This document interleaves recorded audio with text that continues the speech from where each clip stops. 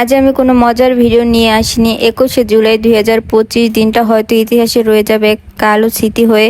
Milestone স্কুলে বিমান বিধ্বস্ত হয়ে অনেক নিষ্পাপ শিশু চলে গেল চিরদিনের জন্য। আমি গত 2 দিন কোনো ভিডিও দিইনি, কারণ আমার ভিডিও করার মতো কোনো মন মানসিকতা ছিল না। আমি দেখলাম একটা ছোট বাচ্চা, হয়তো 7-8 বছর বয়স হবে, গায়ে আগুন লেগে দৌড়াচ্ছিল। সে একা একা দৌড়াচ্ছিল, কেউ তাকে থামায়নি, কেউ তাকে আগলে নেয়নি। সবাই মোবাইল নিয়ে ভিডিও করতে ব্যস্ত। তখন আমার সামনে শুধু আমার বোনের ছেলের কথা ভাসতেছিল। তাকে আমি এইভাবে স্কুল ড্রেস পরে আমি স্কুলে দিয়ে আসতাম। একটা বাচ্চাকে কোলে করে হাসপাতালে নিতে একটা লোক চেষ্টা করছিল গাড়ি থামাতে, বারবার হাত তুলছিল, সাহায্য চাইছিল, কিন্তু একটার পর একটা বড় গাড়ি চলে গেল, কেউ থামায়নি।